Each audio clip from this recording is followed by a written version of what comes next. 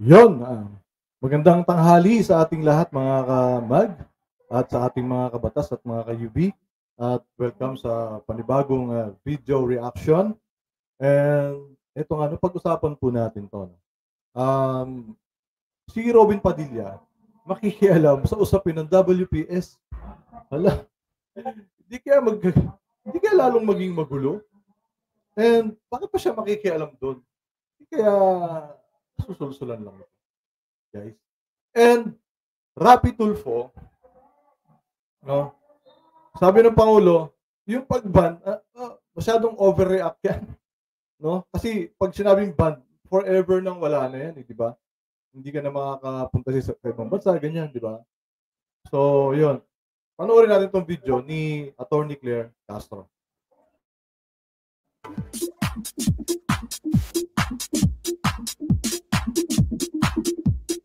Anong topic natin? Si Senator again? Oo. Robin? Robin. At Uy, may time ka-UB. ba ba?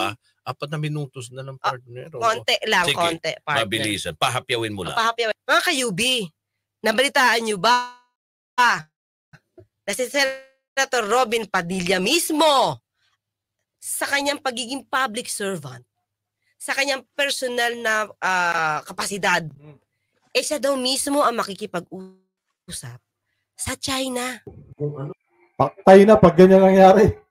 ang opisyal na posisyon ng Armed Forces of the Philippines at ng Pangulo ng Pilipinas, ako po ay nakasuporta 100%. Sa ngayon, matunog na si Bakit ba tuwing magsasalita itong si Robin Padilla, napaplastikan talaga ako? Hindi ko makita yung sincerity ng sinasabi niya. Guys, kayo, anong tingin nyo rito? Diba, parang, pag sinasabi niya na 100% nakasuporta ako sa Pangulo, ang plastic-plastic ng datingan, hindi ko talaga carry. si Padilla ang susunod na Pangulo ng Partido Demokratiko Pilipino. At ang Imagine, so pa magiging Pangulo ng Demokratiko, yung partido nila. PDP at Communist Party of China ay nakapagbuo ng tinatawag nilang party-to-party relation ng Administrasyong Duterte. Ano tong party-to-party relation na ginawa di umano itong si dating Pangulong Duterte? Gamit ang PDP, Laban Political Party, kasama itong Communist Party of China. Nagkaroon pa sila ng alliance. Wala. Kaya naman pala, nag-alliance ang PDP at yung CPC, Communist Party of China, and kaya siguro itong si Robin ay nagmamarahipit na makapag-usap sa China. Okay? Yes. Dahil meron silang ugnayan. Kahit na mayroong hindi pagkakaunawaan ang bansang China at ang Pilipinas patungkol dun sa West Philippine Sea, ikunumpara ito sa panahon ni Pangulong Noynoy Aquino na hindi nagkaroon ng formal party-to-party exchanges dahil nga sa sinasabing tension sa South China Sea or Philippine tension dito sa West Philippine Sea. Ngunit sabi ng senador, patuloy siyang makikipag-usap sa China sa kanyang personal na kapasidad sa hangarin na maayos na ang sigalot ng dalawang. Ano yun? Pala desisyon? Sariling desisyon lang niya? Basta na lang siya makikipag-usap doon? Aba, Robin, mag-isip-isip ka. Hindi bawal magpaalam sa Pangulo. Diba? Huwag kang basta-basta bira ng bira. Masyado kang overreacting din. Parehas kayo ni Rapi Tulfo. Ang bansa. Hanggang meron tayong diplomatic relation sa China, ay makikipag-usap po ako sa sarili kong paraan na wala akong i-commit. Dahil wala naman akong karapatan mag-commit ng kahit ano. For humanitarian reason, kailangan po akong magsalita. Kailangan akong makipag-usap sa kanila. Bilang isang public servant po din yun. Usap tayo. Kasi yun naman talaga magkapit-bahay tayo Kaya magmula po noon hanggang ngayon, hindi po ako tumitigil na nakikipag-usap. Isa pa dito kay Robin. Ano ka? Duwag ba to? matapang lang ba sa pelikula to? Matapang lang ba doon sa mista? Diba? Alam ko nag-training dito, nag-reservist din to eh. Diba? Oh, reservist nga pala to. Ano to? Duwag ba to? Hindi mo ba nakikita, Robin Padilla, yung nangyayari sa WPS, yung ginagawa ng China sa mga kasundaluhan natin? Para gawin mo yung isip mo na yan? Nag-iisip ka ba talaga? Nasa sarili ko pong channel, nakikipag-usap po ako. Kasi kailangan po hanggat meron tayong diplomatic relation, nakikipag-usap po ako. Kasi kailangan po hanggat meron tayong... Huwag ka magpakabayani, Robin. Hindi nakakatuwa yung ginagawa mo. Baka kasi iniisip mo, no? Kayang-kaya mong ayusin yan. Paano kung hindi mo maayos? Saka anong klaseng pakikipag-usap ang gagawin mo? Makikipag-deal ka rin ba? Diplomatic relation pa. Huwag natin alisin na makipag-usap. Very good. Pero partner, bakit siya makikialam? Meron naman tayong presidente. Si Sir Rod, very good to. Sir Rod, nakakatuwa din talaga. Sino ba sinasabi? Sino ba? Talagang ang galing niya makipag-contradict kay Attorney Claire. Pero siyempre, alam naman natin kung ano yun. Common sense na lang. Arkitekto ng foreign relations. Di ba sinabi niya na yun? Si PBBM. Alam niyo, ma'am. Tsura, nakaganon sa walang kadise-desento. Sa totoo lang, yung mga ganong mga paandar, titingnan ko na lang si Presidente at kung ano ang desisyon ni Presidente, susuportahan ko na lang. Sapagkat siguro, siya ang Presidente, siya ang nakakaalam kung ano ang maganda para sa atin. Magkaiba man kami ng pananaw, hindi na importante yung pananaw ko ngayon. Kasi huli na yun. Ang importante, suportahan ko yung Pangulo kung ano yung sa tingin niya na tama para sa atin. Kasi, sabi ko nga, o di sinungaling ka.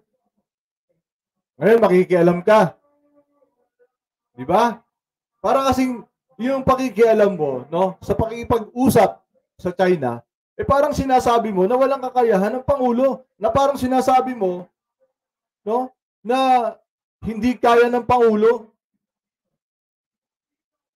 Tapos dito sinabi mo na susuportahan mo, tapos bigla magbabago isip mo. Ano ka ba? Robot ka ba? Nauutusan ka lang ba? O nasusulsulan ka lang ba ng mga kapartido mo? Kasi ako sa tingin ko, yung sinasabi mo na personal kung hindi ako naniniwala sa iyo eh. May kasamang sulsul yan I think eh. Diba? nagkukwentuhan kami ng asawa ko. Kwento ko lang. Sabi niya, bakit? Parang hindi ka nagsasalita. Usually, madaldal ka. Sabi ko, iba na kasi ngayon. Kasi ngayon, nasa gobyerno na tayo. Labag man Di makarelate. ako, labag man ng kalooban ko sa ginagawa ni Presidente. Pero kailangan tumayo pa rin ako sa tabi niya at suportahan siya. Kasi sa akin, nag-iimbita na tayo ng mga kapitbahay natin galing sa malalayong lugar na sana inayos muna natin yung mga kapitbahay natin. Pwede naman tayong humingi ng saklolo doon sa ASEAN kasi yun ang malapit sa atin. Pero ang desisyon ng ating Pangulo ay humingi siya ng tulong doon sa nasa Europa, nandoon sa Amerika, at yung Japan, desisyon niya yun. Siya ang arkitekto ng foreign policy natin, so okay. Pero kung ako ang tatanungin ninyo, sana hindi na umabot doon. Malay mo. Ikaw yun. Diba? Kami pabor kami doon. Ganda nga ng ginagawa ng Pangulo, ikaw kung ano pinagagawa mo eh. Wala desisyon ka eh. Baka meron. Diba? Oh. Kaya nga, mga kayubi, Baka kaya nga hindi papakinggan nagko-comment. siya. Kaya nga hindi nagko-comment si VP Sara eh. Tahimik lang. Tahimik na siya kasi sabi niya dapat si PBBM lang yan. Oo. Tapos ikaw, Oo. na senador, makikialam ka. Mm. Alam ba to? May basbas pa ng Pangulo to? Para ikaw makipag-usap sa Eh China. baka feeling niya kasi presidente na siya dahil gagawin siyang presidente ng partido nila. Robin, presidente ka na ng partido nyo, hindi ka presidente ng Pilipinas. Kaya huwag kang makialam dyan. Baka lalong magulo eh. Mas nakakatakot yung moves mo na yan kaysa sa mag-gera sa WPS. At ano mga yun ang agenda mo para makipag-usap at ano ang authority mo para kung ano yung sasabihin mo sa China, magiging binding sa Pilipinas. Correct. O baka maging secret deal yan ang hindi namin alam. Tapos sasabihin ngayon ng China, sinabi ni ganyan pinangako na ganyan May panibago na namang secret deal. Tama, di ba? Oh. Sabi nga ni Sir Rod, panibagong secret deal na naman ito. Robin! My goodness! Please, manahimik ka na lang. Huwag mo nang pansinin yung asawa mo pag pinapansin ka nga, ba't ka na nanahimik? Please lang. Panibago na naman secret deal. Hindi sa ka-partner ganito, ano ang karapatan mo? Unang-una, anong karapatan mo? Yun, isa. Tama, di ba? Tama. Pangalawa, ano ba ang kagalingan mo? Ang hard mo naman, attorney! Ito si attorney, oh. Magiging senador ba yung attorney mo? Nang galing yan. Magaling umarte yan, attorney, sa pelikula. Baka iniisip niya kasi attorney, nasa pelikula pa rin siya. Hindi niya lang nasa mundo na siya ng politika. Meron ka pang galing para makipag-usap tungkol sa ganitong klaseng problema? Pero paano pa? Kung binigyan pala siya ng basbas ng Pangulo. Imposible. Oo. Kadiri, di ba, attorney? Si attorney. Di kung bibigyan ng basbas, di si ano na? Si Secretary Gibo na. Siyempre, Sir Gibo, yan mga eksperyensado yan. At saka sa politika na talaga tumanda yung mga yan. Ano sila? Sila yung tama. Dito. Sila yung tamang ano to. Saka si Professor, anong name ng professor sa UP? Yung nakabanggaan din ni Senator Robin Padilla. Anong pangalan nun? Yung magaling din? I forget the name. Yung nagkaroon sila ng professor, ginaganyan pa na. Ikaw ba yung pag-ikot-ikot dito ng US na parang chopper, dapat ba yung ganyan?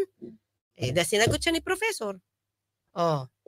So yun yan, partner. Ano muna ang galing mo, diba? Anong expertise mo para makipag-usap sa mga taga-China? At ano naman ang ilalatag mo sa China? Tama. At ito ba ay alam ng Pangulo? Baka kung ano pangako mo. Kasi ang gusto niya, partner, parang maibsan yung init, yung tension. Oo. Hindi may obligasyon. Mamamagitan siya. Parang gano'n ano mangyayari, partner. Tandaan mo, partner. The intention is good. Pero yung the way na tatrabahuhin niya, pangit. Diba? Yan. Tama siya, Tony. Alam ba ng Pangulo yan? Sabi niya kanina, gagawin doon yung sarili niyang pamamaraan. Pwede ba yun? Kaya nakakatakot. Kasi nga, sabi nga, Tony, ano ba ang expertise mo? Ano ba ang galing mo? Diba? Meron ka bang galing? Yung nakakatakot dun eh. Kaya Robin, matatalinong tao harapin mo dun. Malayo sa intellectual mo.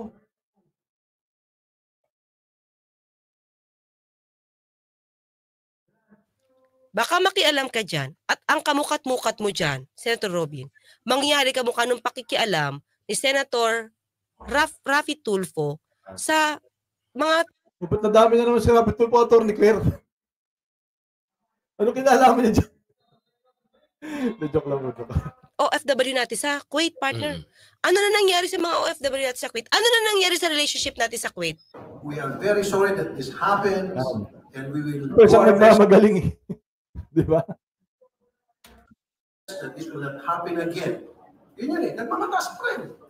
Kung ako talaga dapat public apology. Do you think? Ano yung Raffy Tulfo in action? Public apology? Pero gagawin pa ng isang hari yan o isang presidente? Public apology? Ano yan? Nag-post lang sa Facebook tapos public apology? My goodness, Raffy Tulfo, mag-isip ka nga. Hindi basta-basta ang sitwasyon yung ine-epal mo dyan. Enough na yan? Do you think, sir? Is it enough? No, of course not. Public apology. Why? Kasi paulit-ulit na lang eh. Paulit-ulit na lang. Di ba sabi ko dati, ba't di mo public apology yung mga nakaraang Pangulo? Kasi dito mismo sa atin, may mga inaabusong katulong, kasambahay. May pinapatay din na kasambahay dito, may mga napapatay din. Di ba?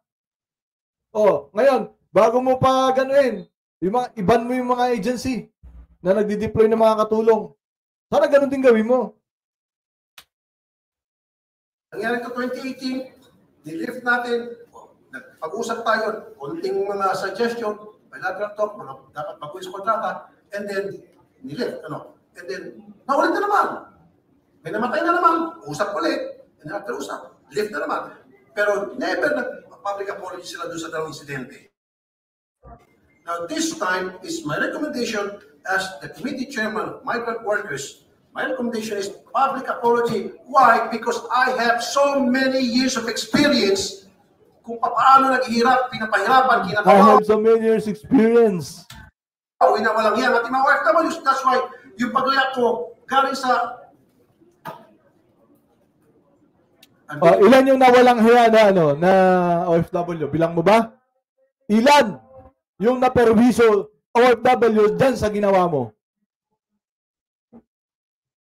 Diba? Mga OFW yung nag-iyakan kasi paalis na sana pupuntang Kuwait. Nang dahil sa ginawa mo, diba? Maraming naghirap.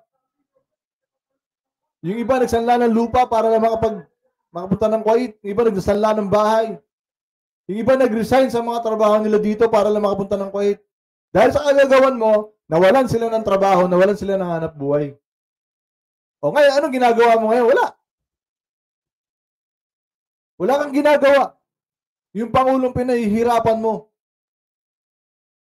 Paklong, mga ano kayo eh. Mga pasaway kayo sa gobyerno eh. Emotion, I'm very sorry. Kasi, I don't know, unlike other people dyan sa gobyerno, yung naramdaman ko, alam ko kung paano yung naramdaman ng ating OFWs na kinakawawa. Because every day, sa Wanted sa Radius Action Center ko, maraming OFWs, mga kamag-anak ko, umiyak ng tulong. Ito nga binanggit ko, dito na 6 namatay. Hindi pa kasama rin yung dozena ng mga inabuso. Asan listahan mo? Dozena. Asan yung listahan mo? Dozena. Nagkaroon ng detrade, ginutob, etc. Pero sir, nice ba? Baka magkaganyan tayo. Huwag kayong makialam sa hindi nyo expertise. Sir, reaction lang po sa sa hirit po ng isang mambabatas na magpatupad po ng total deployment ban ng OFWs sa Kuwait. Yung sa Kuwait? Yes po. Well, magbaban tayo. I'm never very comfortable yung nagbaban na ganun. Dahil parang ang pag-ban, sinasabi mo forever na yan, hindi na pwede. Diba? Forever na yan.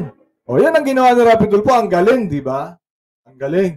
Tapos hanggang ngayon, magdadalawat kalahating taon na wala pa nagagawang batas. Pakialamero lang talaga eh. Ang sinasabi, naging problema natin, tayong binan ng Kuwait. At ayaw. Yun. Wish granted, Rapi Tulfo. Nang magpa-issue ng mga bagong visa. Hindi kami nagkakasundo dahil sinasabi nila may paglalabag daw tayo sa kanilang mga rules. Wala naman kaming nakikita. Kaya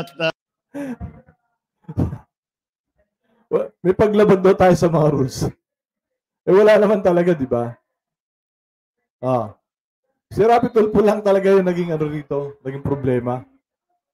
Nayabangan siguro ang mga pinuno ng Kuwait kay Rapi Tulfo.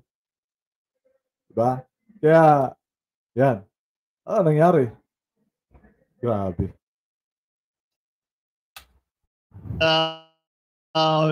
Baka kasi, ang mangyari pag si Rapi Tulfo naging presidente, lahat naman ng bansa halos may mga nangyayaring ganyan, di ba? Hindi naman natin gusto yun, siyempre. Kaya lang, maiiwasan ba natin yun? Di ba ka lahat ng OFW mabansa sa buong mundo? Pag si Rapi Tulfo naging presidente. yun ang naging sitwasyon. So, we will just have to live with, but you know, I don't want to burn any bridges. Nasasabi, baka in the future, baka in a little while, a few months from now, a year from now, sasabihin, magbago ang sitwasyon, baka pwede pa tayo magpadala ulit ng mga ating workers sa Kuwait. Kaya I don't know, yung sometimes overreaction yung ban. Ay, overreaction ng pag-ban, Rapi Tulfo. So, overreaction ka. Sabi ng Pangulo. Siyempre, hindi ka naman didiretsahin yan. Pero siyempre, alam niya kung ano sinabi mo, alam niya kung ano ginawa mo. Kaya overreaction ka daw. Ban na lang tayo ng ban. Hindi naman tama. We have to react to the situation as it is. And I think the proper reaction is to take the decision of the Kuwaiti government to no longer issue new visas. Wala tayong magagawa. It's their country. Those are their rules. Tama. So we will just leave that. Tapos magpa-public apology? Ano ka? Magpa-public apology mo yung mga pinuno ng Kuwait? Ano ka? Sino ka? Diba? Sino ka? Wala decision din talaga eh. That issue open, and hopefully we will continue to negotiate with them. We will continue to consult with them. At baka sakali down the road magbago ang sitwasyon. Maibalik ngayon ang ating mga workers, lalo na yung mga nabitin. There are about 800 na papunta na dapat sa Kuwait ay hindi na nakapunta. Yan. Dahil kay Rapi Tulfo. 800 pala yun. Yung Pangulo may bilang kung ilan yung di nakalis. Siya, yung sinasabi niya dosay-dosena, nasaan? Diba? Invento. Dahil nga dito sa bagong ban. So hopefully down the road, we will continue to work to improve that situation. Yung Pangulo ngayon na umaayos. Si Rapi Tulfo nakatunga nga lang doon sa RTIA. Diba? Inaayos ang Pangulo yung gusot na ginawa ni Rapi Tulfo, habang si Rapi Tulfo, ayun, nananagana doon sa kanyang RTIA na constituency work daw. Constituency work puno. My goodness, gising mga Tulfonatic.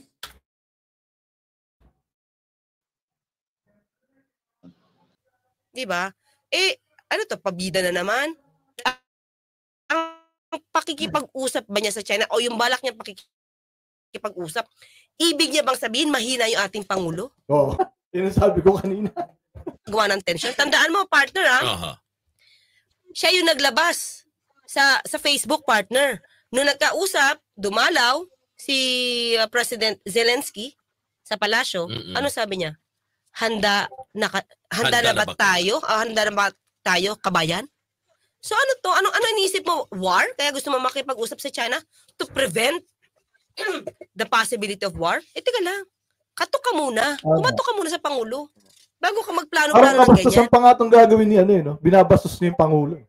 Sasabihin niya, suportado niya ang Pangulo, 100%. Pero ngayon, parang binabastos niya kasi gagawin niya yung way niya. Robin, manahimik ka na lang. Huwag ka na makialam sa Pangulo, magandang discarding ginagawa ng Pangulo. Hindi tayo pwedeng palaging takot na lang. Maging matapang ka naman, huwag kang duwag. Di ba? Kasi, yung ginawa ng nakaraang administrasyon, parang takot eh. Takot sa China eh, kaya ngayon binubuli tayo hanggang ngayon eh. O ngayon, nagpapakita ng tapang ang Pangulo, ikaw naman, nagpapakita ng karuwagan mo. Yabang-yabang mo sa mga pelikula mo, yabang-yabang mo nung nangangampanya ka. Di ba? Wala ka pala eh. Banu ka pala eh. Diba? Yun lang mga kayubi. Grabe si Dodge. Alright, no, mga kamag, no. Grabe naman to si Robin, ito si Rapi Tulfo eh. Parang hindi kayo nakakatulong sa bansa natin eh. Kayo pa yung nakakasira eh. Di ba? Kasi ganyan ang ginagawa ninyong dalawa. Mangialam sa diskarte ng Pangulo. Mag-isip kayo kung anong batas gagawin nyo sa mga committee ninyo. Dinadaan nyo sa pag-ganyan-ganyan. Akala nyo matutuwa yung taong bayan sa ginagawa nyo ganyan eh. Di ba? Isip-isip, gamit utak din paminsan-minsan. So yun lang naman mga kamag, no? Maraming salamat sa inyo sa patuloy na pagsuporta sa aking channel. At syempre, huwag natin kalilimutan, minsan lang tayo mabubuhay sa mundo. Gamitin natin sa tama at sa mabuti. Maraming salamat po.